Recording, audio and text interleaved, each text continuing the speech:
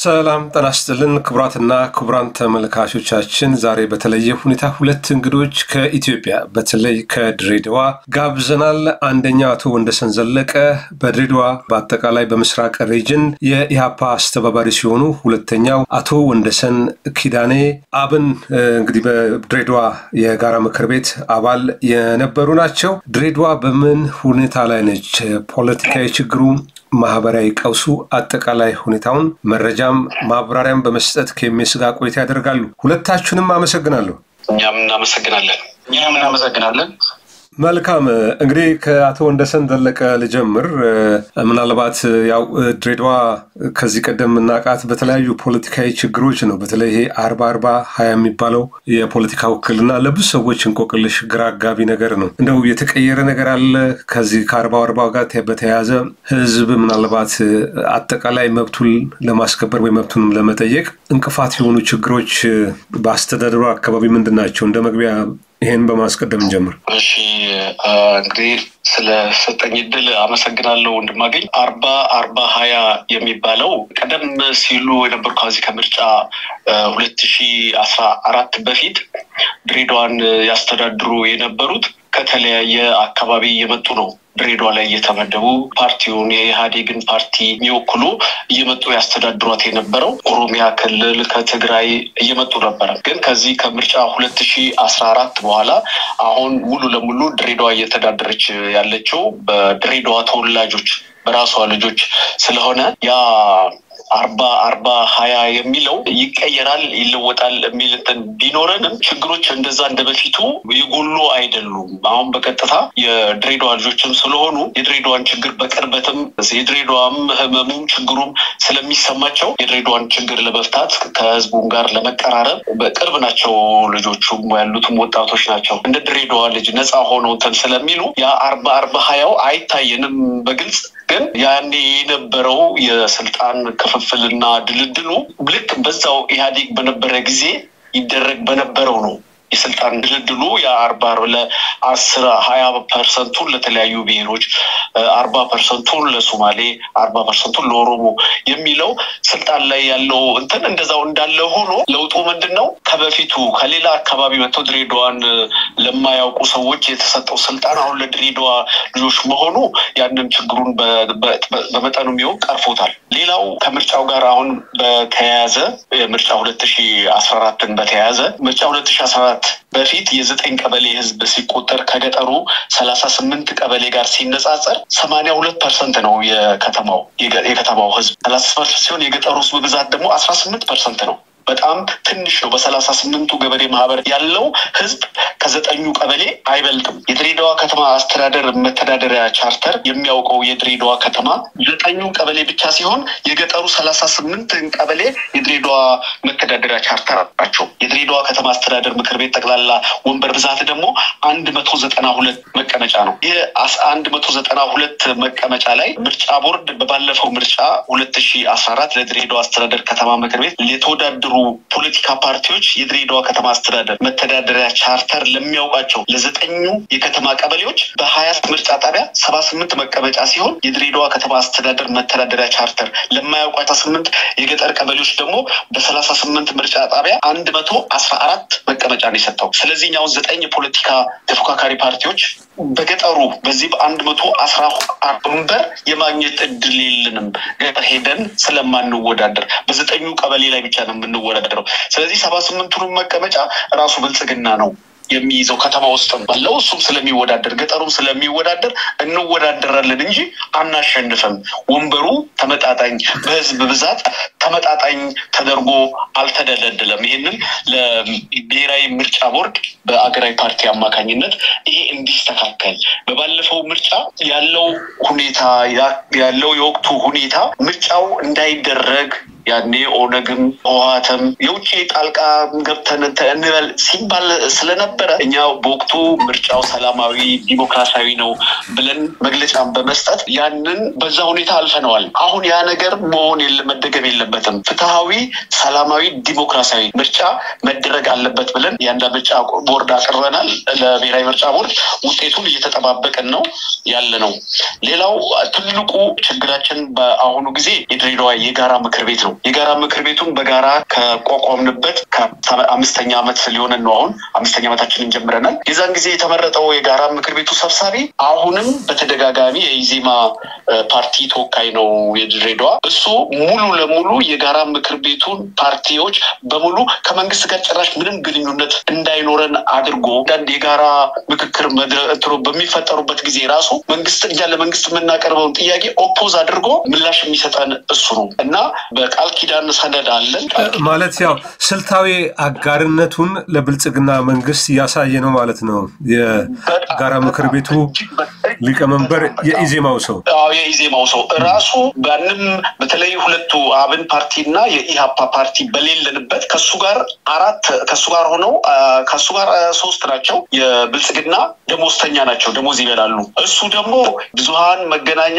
ኤጀንሲ ቦርድ አባል ነው ምክር ቤት ውስጥም አለበት ስፖርት ኮሚሽን ውስጥም የአትሌቲክስ ምናምን እዛ ክፍልም ኃላፊ ነው ሁሉንም ቦታ ከብልጽግና ተጠቃሚ ስለሆነ ይሄን የጋራ ምክር ቤቱ 9 ፓርቲዎች እነሱ እንደ ሸቀጥ ነው የተጠቀመባቸው እሱ የፖለቲካ ነጋዴ ሌላውን ፓርቲ እንደ ሸቀጥ ነው የተጠቀመበት እኛ የፈለግነውን ጥያቄ ለአስተዳደሩ በመናቀርብበት ጊዜ በጋራ በመናቀርብበት ጊዜ ምንም ነገር ወደ ኋላ አይሉም አድሮቹ ፈጣን ምላሽ ነው የሚሰጡ ቢሮ ያስፈልገናል ስንል በፍጥነት ነው ቢሮ ከየትኛውም ክልል አስቀድሞ ሙሉ ግቢ ግሪካ በሚባል ቦታ ላይ ከ7 ክፍል በላይ ሆን ሙሉ ግቢ የቢሮውን ዕቃ ሙሉ ለሙሉ አሟሉልን እኛም ለህዝብ ነው የቆምነው የመንግስት ባጀት ተመድቦልን የቢሮ ዕቃ ሁሉ ይሟላል ስንል ያሟሉልናል ሌላ እንግዲህ ምን ተዳደረበት ባጀት ያስፈልጋል ስንል በየአመቱ ባጀት ይመደባል ኢቭን መኪና እንኳን ያስፈልጋቸዋል የምትንቀሳቀሱበት ብለው ፖዚቲቭ ናቸው ለፖለቲካ ፓርቲዎች ለጋራ ምክር ቤት መንግስት በጣም ፖዚቲቭ እንትን ነው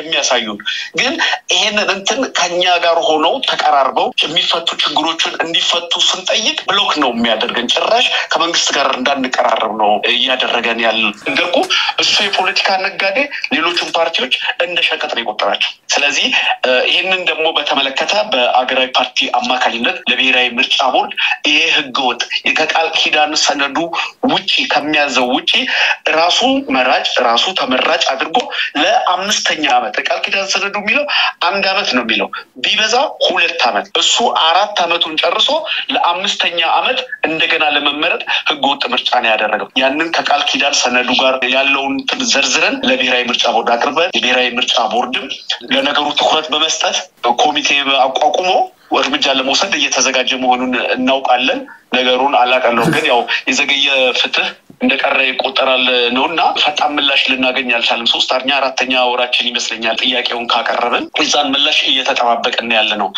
አሁን ድሬዳዋ በኮሪደር ልማቱ ያለው ሁኔታ ከአዲስ አበባ ጋር ስናነጻጽር በጋራ ምክር ቤት መንግስት ጠይቀን የአዲስ አበባ ጋር ለማነጻጸር ሄደን ጎብኝተን ነበር ከአዲስ አበባ ጋር ሲነጻጸር ድሬዳዋ ላይ በጥሩ ሁኔታ ነው ህዝቡም የተቀበለው በአብዛኛው የኮሪደር ልማቱ ህዝብን የሚጎዳ አይደለም በአብዛኛው በመንግስት ንብረት ላይ ያተኮረ በተለይ ከዚራ ላይ ከምድር ባቡር በጣም ሰፊውን ቦታ ይዞ የነበረው የምድር ባቡር ስለነበረ እዛም ላይ የሰፈሩ ጥቂት ሰዎች ናቸው እነሱም በትክክል የሚገባቸውን ኮንዶሚኒየም ለሚገባው ኮንዶሚኒየም ቤት ለመከራየት የሚያስፈልጋቸው ቤት ተከራይተው እስከሚዘጋጅላቸው ድረስ አስፈላጊውን እንትን አድርጎ ኮሪደር ልማቱ በጥሩ ሁኔታ ነው ድሬዳዋ ላይ እየተካሄደ ያለው ሌላውን እስቲ ጓደኛ ምርልሃል አቶ ወንደሰን እንግዲህ ምናልባት ከአቶ ቀደም ጓደኛዎት ሲናገሩ የድሬዳዋ መቀመጫ ወንበሮች ከ182% በከተማ ነው ህዝቡ የሚኖረው 18% ገጠር ነው ግን አብዛኛው ወንበር በተለይ በ114 ወደ ገጠር ይሄዳል ብለዋል ምናልባት ይሄ ነገር ድሬዳዋን ቅርጫ የማድረግ ነገር አለ በኦሮሚያና በሶማሌ መካከል በሁለቱ ክልላዊ መንግስቶች ድሬዳዋን ሰልቅጦ የመዋጥ ፉክክር ያለ ይመስላል በተለይ በኦሮሚያ ክልል በቅርቡ የብሔራዊ ምክክር ኮሚሽኑ አጀንዳ ሰበሰብኩ ሲል ከቀረቡት አንዱ ድሬዳዋ በኦሮሚያ ክልል እንድትካለል የሚልም ነገር አለበት ምናልባት ከዚህ ጋር ተያይዞ ህዝቡ ላይ የሚደርሱ ተጽዕኖች እንዴት መቋቋም ይቻላል ይሄ 82% የከተማ ነዋሪ ያለ አብዛኛው መቀመጫ በ9 ቀበሌዎች ወይም በገጠሩ ለማድረግ የተሞከረበት የከተማው ድምጽ ወደ ምክር ቤቱ እንዳይገባ በማድረግ ያንድ የክልል ወይም ብሔር የበላይነት ለመቆጣጠር እንደሆነ አያሳይም ወይ አንደኛው ይሄ ነው ሁለተኛው በዚህ ከኮሪደር ልማት ጋር በተያያዘ የተፈናቀሉ ችግር ይደርሰባቸው ግለሰቦች የሉም ወይ ድሬዳዋ ውስጥ ያለውስ ማህበራዊ ቀውስ እንዴት ይገለጻል ይሄንን ይመልሱልኝ እሺ አንተም በሆነ የኢምቢስ አድማጮች ተቀላላው ሰላም ማለት ፈልጋለሁ ከመጀመሪያው የድምጽ አሰጣጥ ላይ 82% የከተማ 18% የገጠር አለ እና አሁን ምንድነው የተደረገበት ያው የድሬዳዋ አብዛኛውም ጊዜ ገጠር መራሽ አካሄድ ነው የሚሄዱበት ምክንያቱም አብዛኛውም እንግዲህ ያው ህዝብ ነው ድምጽ መስጠት ያለበት ህዝቡ ያለው ከተማ መሃል ላይ 82% ከተማ መሃል ላይ እንዳለ ሆኖ ነገር ግን ህዝቡን ድምጹን ያሳንሰው 78 መቀመጫ አድርገው ለ18% ላለው ህዝብ ገጠራ ክፍል ውስጥ 114 መቀመጫ አድርገው 18% ማለት ነው ስለዚህ ህዝብ ሳይሆን የቆዳ ስፋት አይሉት የምናይሉት አካሄዱ ትክክል አይደለም የድምጽ አሰጣጡ ማለት ነው መቀመጫው በሌላ አነጋገር ተሸንፈ እንደመግባት እንደማለት ነው እና ከዚህ በፊት የነበረው ምንድነው ቀደም የኢህአፓው ወንደሰን እንዳስቀመጠው በዋነኝነት በወቅቱ የነበረው ምርጫው ጥሩ እንዲሳለጥ ለሀገራችን ለውጥ ጊዜ ስለነበረ ከዚህ ለውጥ እንቅፋት ላለመስጠት በሚለው ከነችግሩ ገብተንበት የነበረው አሁን ግን እኛ የምንወዳደረው ለስልጣን እስከሆነ ድረስ በስነ ስርዓቱ የድሬዳዋ ምክር ቤትን አሸንፈን መግባትና ከተማዋን ማስተዳደር ስለምንፈልግ መቀመጫዎቹ መስተካከል አለባቸው መስተካከል ሲባል የሆነ ትንሽ ሪፎርሞች አሉ ስር ነቀል ሪፎርም መደረግ ያለበት የምርጫ ቦርድ አሳውቀናል ይሄ ስራዎች እርግጥ መሰራት የነበረበት በጋራ ምክር ቤት ውስጥ ሆነ ነበር በስርዓት የነበረበት የጋራ ምክር ቤቱ ጊዜውን አብቅቶ አሁን በራሱ ጊዜ መራጭ አስመራጭ ሆኖ እዛ ውስጥ የተቀመጣለ በሁለተኛ ደረጃ ለምርጫ ቦርድም ኮምፕሌን ያቀረብነው የድሬዳዋ የጋራ ምክር ቤት በቂ ጊዜ አልፏል ህገወጥ ስብሰባ ነው አሁን እያደረጉ ያሉት ኦዲት ተደርጎ በስነ ስርዓቱ ኦዲቱ ለአጠቃላይ ጠቅላላ ጉባኤ ላይ ቀርቦ እንደገና እንደ አዲስ ሌላ ሰው ተመርጦ በአመቱ መሆን አለበት በሚል እኔ አብንና ኢህአፓ ከዛ ውስጥ ወጥተናል እና ይሄንን ነገር ለምርጫ ቦርድ ማስቀምጠናል ቅድም ከላይ የሚያስቀምጥኩልህም 82% የህዝብ ድምጽ መቀመጫ አከፋፈል ከዚህ በፊትም ብዙ ጊዜ ተነጋግረናል ይሄ ግን ካልሆነ ብዙ ስቴፖች እንሄዳለን ምርጫው ሲደርስ ነው ያን ጉዳይ የምንነጋገረው ዞሮ ግን ምርጫ ቦርዱ ይሄን አይቶልን ከምርጫው በፊት ይሄ ምርጫ ሁኔታ ተስተካክሎ እንዲሄድ ለምርጫ ቦርዱ ማስቀምጠን ምርጫ ቦርዱም ፖዚቲቭ ምላሽን ያደረጉበት ጉዳዩን ይከታተሉታል የሚል ተስፋ አለን ሌላው ይሄ 40-40-20 የሚባለው በመጀመሪያ ደረጃ እንደ አዲስ አበባ አይደለም ድሬዳዋ በዚህ ትንሽ ልናመሰግነው የሚገባው የራሳችን የድሬዳዋ ልጆች ናቸው አብዛኛው ከተማዋን የሚመሩት እዚሁ ያለው ልጆች እዚሁ የተወለድን ነው ነገር ግን ይሄ ከፊት ለፊት የሚታየው ነው ከኋላ ግን የብሔር ሁኔታ ሲታይ እንዳለ ነው የ40-40-20 እንደተቀመጠ ነው በወቅቱ 97 ምርጫ በነበረበት ሰዓት ነው ይሄ የከተማው ድምጽ ብዙ ተነጥቆ ለገጠር የሚተሰጠበት ከምርጫ 97 ቅንጅት ባለፈ ጊዜ ነው ይሄ ድምጽን የከተማው ሰው ድምጽ አሳጥተውት ለገጠር የሰጡት ተመሳሳይም ይሄ ጉዳይ ልክ ድሬዳዋ የሶማሌና የኦሮሞ ብቻ አስመስለው ግጭት እንደተፈጠረ አስመስለው በወቅቱ በፀሐዬ ይሄን ጉዳይ ኮሚቴ መርተው እንዴት እናደግ በሚባልበት ሰዓት ላይ 40 ለሶማሌ 40 ለኦሮሞ ኢሊቶች ሶማሌ ህዝብ ሳይሆን ህዝቡም ከኛም እኩል እየተጎዳ ያለ ህዝብ ነው ግን ኢሊቱ እንደዚህ እንዲከፋፈል አደረገና 20 ለተለያየ ያደረጉና ይሄ በቃለ ጉባኤ የተያዘ የፖለቲካ ውሳኔ ነው ስለዚህ የማይታይ ይመስላል ግን የሚታይ ነገር ከውስጥ ከጀርባ ያስቀምጡት ነው ያለው ግን እዚህ ላይ ወደ ሰል ምናልባት 40 ሶማሌ 40 ኦሮሞ አለን 20 ለማላቸው አማሮች ናቸው ጉራጌዎች ናቸው ትግራዮች ናቸው በቁጥርስ ምን ያህል ይሆናሉ ወክልናው በጣም አናሳ ሆኗል ከኦሮሞና ከሶማሌ ውጭ ያሉት 20% ብቻ ናቸው ድሬዳዋ ውስጥ የሚኖሩት እንደው ቅድም 80 ዓመት ውስጥ ነበር ያ አልመሰላለኝ እንዴት መሰለን በ1998 የህዝብና ቤት ቆጠራ ላይ 68% የከተማው አማራ ነው ገጠሩ በነገራችን ላይ ገጠሩ ቻርተሩ አያቆም በዋነኝነት የሚያውቃቸው 9 ቀበሌዎች ነው የሚያውቁት እና ገጠሩ አያቆም ልክ ይሄንን ሲያደርጉ በጣም ብዙ ሰው እንደሚኖር አማራውን ስለሚያውቁ 68% አማራ መሆኑ ሲለው የገጠሩን ቀበሌ ህዝብ ጨመሩበት በሌላ አነጋገር ከቻርተሩ ውጪ የሆኑ ማለት ነው እና ያ ነገር የገባበት የቁጥር መጠኑን ከፍ ለማድረግ የኦሮሞን ተወላጅን ቁጥር ከፍ ለማድረግ በሚል በሁለት ደረጃ በአንደኛ ደረጃ ኦሮሞን አስቀምጡ ከተማ መሃል ላይ 68% አማራ ነው እና አጠቃላይ ግን ወደኛ እንትኑ ስትመጣ ወደ 40-20 ስትመጣ ቀድም እንዳልከው ነው ከሶማሌና ከኦሮሞ ውጪ የሆኑ ሁሉ 20% ውስጥ ነው የሚገቡት ማለት ነው ስለዚህ የፖለቲካ ውክልና የላቸውም እንደ ቁጥራቸው ብዛት አማራም ሆነ ትግሬም ሆነ ዶርዜውም ሆነ ከምባታውም ሆነ ኢትዮጵያ ውስጥ ያሉ ድሬዳዋ የሚኖሩ ብሔረሰቦች የፖለቲካ ውክልና ያለባቸው ማይኖሪቲ ነው ተሸንፈው ነው የሚገቡት አብላጫውን ድምጽ ሁለቱ ስለሚይዙ ማለት ነው ትክክል ይሄንን ለማድረግ ነው እኛም በዚህ ፓርቲ ውስጥ ተቀምጠን ያው በተቻለ መጠን ለምንፍጨረጨረው እንደ ሀገር ደረጃ ያለ ነው አሁን ሌላ ቤኒሻንጉል ጉሙዝን ብትሄድ እንደዚህ ነው ሀረር ደግሞ ጎረቤታችን እንኳን ብትሄድ 50-50 ነው ሌላ እንደውም ይለው እዚህ እንደውም 20 አድርገውታል ስለዚህ ይሄንን ነገር እንትን ለማድረግ ነው ትግል ውስጥ ለመግባት ነው ፓርቲ ውስጥ ሆነን ቅድም እንዳስቀመጥኩልም ከታይ 114 መቀመጫ ገጠር ሰጥተውት እዚህ ኦልሞስት ከ50+1 አይደለም ከዛ በላይ ሆኖ ኦልሞስት ተሸንፈን የምንገባበት ማለት እርግጠኛ ሆኖ አልፈው ነው ምርጫ ሳይሆን ኖርማሊ በቃ ውክልና ነው አሁን እዛ ላይ ለምሳሌ 114 መቀመጫ ላይ የተመደቡ ሰዎች ምርጫ አይደለም ያደረጉት ምርጫ የሚባለው እንግዲህ ሁለትና ከሁለት በላይ ሲሆን ነው ስለዚህ ልክ ከተመደቡ ጊዜ ጀምሮ አሸናፊዎች ሳይሆኑ በቃ ውክልናቸው አሸንፉ በግልጽ ቋንቋ ነው የሚገባኝ 114 መቀመጫ በ9 ቀበሌዎች የሚኖሩት የኦሮሞ ተወላጆች ናቸው አይደለም? ሶማሌዎችም አይደሉም? ኦሮሞና ሶማሌ ግማሽ ይሆናሉ ከ9 ቀበሌ። አይ እሱ ስታትሶች አሁን ስታትሱ በዚህ የለኝም፣ ግን በሁለቱም አካባቢ ላይ እንደ ጂኦግራፊካል አቀማመጥ አላቸው። ግን ኦሮሞ የሚበዛ ይመስለኛል አንዳንድ ቦታዎች ላይ ሲታይ። ምክንያቱም የነሱ 38 የገጠር ቀበሌው በቻርተር ውስጥ ስለሌለ ድምጽ ቆጠራቸውን በድሬዳዋ ውስጥ አልገባም። የለውም። በወቅቱም አሉ አይደለም። ከሱም አልፎ እኮ ድሬዳዋ ራሱ እኮ ህገ መንግስትም እኮ አያውቃትም። ስለዚህ ምንም አይነት ነገር ስታትሶቹ ስትነሳ ይዘህ በምትነሳበት ሰዓት ላይ ለፖለቲካ ጥቅም ከሆነ እንደፈለግ ረን የምታደርገውም ነው የሚሆነው። ምክንያቱም ራሷም ውክልና የሌላት መሰረቱ ራሱ ውክልና የሌላት ከተማ ስለሆነች ምንም ነገር እንደፈለግ የምትጫወትበት አይነት የፖለቲካ አካሄድ ነው። ህዝቡን ከፍ ካረክ ተጨምራለህ፣ ዝቅ ካረክ ታሳንሰዋለህ ማለት ነው። ምክንያቱም ህገ መንግስቱ የማያውቃት ከተማ ስለሆነች ማለት ነው። ለምን አዲስ አበባ የፌዴራል ከተሞች ከሚባሉት መካከል ነች አይደል ድሬዳዋ? ራስ ገዛ አይነት ነገር። አዎ፣ ግን ህገ መንግስቱ ላይ አንድ የርዕሰ ብሔር መቀመጫ አዲስ አበባ 9 ክልሎች አሉባት። ከዛ ክልል ውጪ ግን ድሬዳዋ እንደዚህ ነው ተቀመጥ የለም። በህገ መንግስቱ ላይ ድሬዳዋ የለችም። የትኛውም ቦታ ላይ ብትፈትሽው ድሬዳዋን ህገ መንግስቱ አያውቃትም። ትገዝ ነው። አሁን ድሬዳዋ የማን ክልል ነው? ኦር የሆነ ነገር ነው። ከፊል ኦሮሚያ ከፊል ሶማሌ በከፊል ሶማሌ። ለዚህ ነው 40-20ውንም የሚያስተዳድሩበት ዋነኛው ምክንያት ለዚህ ነው። በወቅቱ ህገ መንግስቱ በሚጻፍበት ሰዓት ላይ ጭቅጭቅ ነበር እዚህ አካባቢ ላይ ይገባኛል ጥያቄ። ስለዚህ በዚያ ሁኔታ ምን አደረጉ? 5 ዓመት ሶማሌ 5 ዓመት ኦሮሞ ይሁን በዚህ ላይ ቦታ ላይ የሱን አስቀምጠው በኢደር አስቀመጡትና አስቀምጠው የድሬዳዋንም እውቅናንም እንዳይሰጣት ነው። ቻርተሩ ራሱን ብታየው ከአዲስ አበባ ኮፒ ነው። ለምሳሌ ክፍለ ከተማ ይላል፣ ድሬዳዋ ላይ ክፍለ ከተማ የላት። የኛ ቻርተር አሁን እርግጥ ቻርተሩ ተግባራዊ ቢሆን ቆንጆ ቻርተር ነው፣ ግን ኮፒ ነው የተደረገው በቃ። ስለዚህ በዛን ሰዓት ህገ መንግስቱ በሚወጣበት ሰዓት ላይ የሁለቱ ብሔር ኤሊቶች ጭቅጭቅ ውስጥ ስለነበሩ በኢደር አስቀምጠው ሌሎችን ክልል ሳይሙላቸው አንድ ርዕሰ ብሔር ደግሞ አዲስ አበባን አስቀመጡ። ድሬዳዋን በዛ መሀል ላይ ተረሳች። ስቲል እኔ እናንተ አሁን እስከምናወራበት ድረስ ህገ መንግስቱ ድሬዳዋ አያውቃትም። መልካም። እንግዲህ ሌሎች ምናልባት የምትነግሩኝ ነገር ካለ የአንዳንድ ደቂቃ እድል ልስጣችሁ።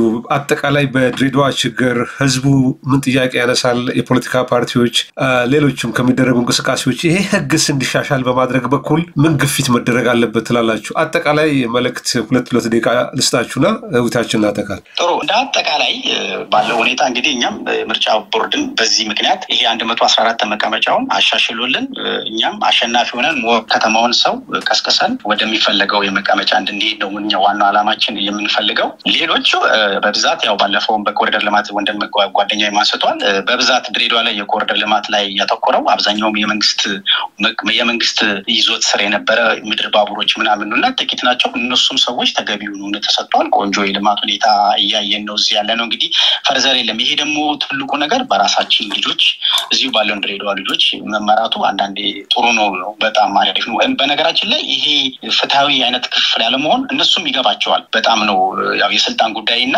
አስፈጻሚዎችም ስለሆኑ ነው እንጂ ይሄ ፌር እንዳልሆነ ቅርብ ነን ለባለስልጣናቶቹ ቅርብ ነን እኛ እና ያውቃሉ ይሄ ነገር ችግር እንደሆነ በስነ ስርዓቱ ያውቃሉና ዲቤት ስናደርግ በዚህ ጉዳይ ላይ በስነ ስርዓቱ እናውቀዋለንና እንዳጠቃላይ ግን ሌላውም ህዝብ በደንብ ትኩረት መስጠት ያለበት በምስራቁ ክፍል ነው። አሁን በብዛት በኤምኤስም በሌሎች ሚዲያ ስናይ ትኩረት መስጠቱት ወይ ማዕከላዊ አዲስ አበባ ነው። ከዛ ውጪ አሁን ተጽዕኖ የሚፈጥሩ ወይ ኦሮሞ ክልል፣ አማራ ክልል፣ ትግራይ ክልል ላይ ነው በብዛት ያለው። ወደ ምስራቅ ወደ ሐረር ወደ ድሬዳዋ በብዙ የሚታይ የለም በሚዲያም በኩል። እንዳጠቃላይ በሚዲያ በኩል እገዛ እንድታደርጉልን ነው። ብዙውን ጊዜ ወደዚህ ላይ ጥሩም ነገር ካለ ያንን ጥሩ ነገር የምንናገርበት፣ መጥፎም ደግሞ በእኛ ላይ ችግር ካለ ደግሞ ያንን ችግር ደግሞ ለሚዲያ እንድናረግ እናንተም ትብብር እንድታደርጉልን ነው የምለው። አመሰግናለሁ ወንድማገኝ። በጣም አመሰግናለሁ አቶ ወንደሰን ኪዳኔ ቀድሞው የአብን የድሬዳዋ ተወካይ። ቀጣይ ወደ አቶ ወንደሰን ዘለቀ በድሬዳዋ የአፓ አስተባባሪ የማጠቃለያ ሀሳብ ልምጣ። እሺ አመሰግናለሁ ድጋሚ። እኛም አሁን በቀጣዩ ምርጫ ለምርጫ ቦርድ ቀደም ብለንም እንግዲህ ከ3-4 ወር በፊት ይህንን አሁን የገለጽን በደብዳቤ ሁለታችንም ፓርቲዎች ማህተም አድርገን በዝርዝር ከነ ማስረጃው ያው በአገራዊ ፓርቲ በኩል አቅርበናል። ይህንን ያው ብሔራዊ ምርጫ ቦርድም ያው ስራ ይበዛበታል። ወደፊት ምርጫም እየተቃረበ ሲሄድ የበለጠ ስራም ስለሚበዛበት ያው ጥያቄያችንን እንዳቀረብን ጥሩ ሪስፖንድ እንዳሳየን አሁን ደግሞ ቶሎ ተከታትሎ ወደ ውጤት እንዲያደርስልን በእናንተ በኩል እነሱንም ጥያቄ ጠይቃቸዋቸው ምላሽ እንዲሰጡበት አድርጉ። በተለይ ደግሞ ሌላው የዚህ የድሬዳዋ የጋራ ምክር ቤት በተመለከተም ይኸው ምርጫ ቦርዱ እንደጀመረው የ3 ዓመት የተለቀቀ ባጀት አለ። የት እንደደረሰ በምን እንደወጣ የምናውቀውም ነገር የለም። ስለዚህ ያ የኦዲት ሪፖርት ቀርቦ አመታዊ ሪፖርት ተሰርቶ ቀርቦ ጠቅላላ ጉባኤ ፓርቲዎቹ ሶስት አባላት ማለት የፓርቲ አባላቶች ባሉበት ጉባኤ ተካሂዶ ትክክለኛ በቃል ኪዳን ሰነዳቸው መሰረት ትክክለኛ ምርጫ እንድናደርግና በድሬዳዋ አስተዳደርና በጋራ ምክር ቤቱ መካከል ያለው ሰላማዊ ግንኙነት በሰላም እንዲቀጥል በእናንተ በኩል ምርጫ ቦርድ ግፊት እንዲያደርግ ብታደርጉልን ለማለት ነው። አመሰግናለሁ። በጣም አመሰግናለሁ አቶ ወንደሰን ዘለቀ በድሬዳዋ የአፓ አስተባባሪ እንዲሁም አቶ ወንደሰን ኪዳነ የቀድሞ የአብን የድሬዳዋ አስተባባሪ ከኤምኤስ ጋር ባደረጋችሁት ቆይታ አጠቃላይ ድሬዳዋን ችግር በመግለጽ የህዝቡ እንግዲህ በህዝቡ ጋር ያሉትን ችግሮች ለመናገር ሞክራችኋል። ኤምኤስም ለእናንተም ለሌሎችም መድረክ በመሆን ያገለግላል። ኢትዮጵያ ብሔራዊ ምርጫ ቦርድ ሌሎችም አካላት በዚህ ጉዳይ ምላሽ የሚሰጡን ከሆነ ወደፊት የምናካትት ነው የሚሆነው። ከኤምኤስ ጋር ለነበራችሁ ቆይታ ምስጋና ከልብ ነው። ሁለታችሁንም አመሰግናለሁ። ክቡራትና ክቡራን ተመልካቾቻችን በድሬዳዋ ጉዳይ ያደረግነው ልዩ ቆይታ ይሄንን ይመስል ነበር። አብራችሁ ስለነበራችሁ ምስጋናችን ከልብ ነው። ሰላም።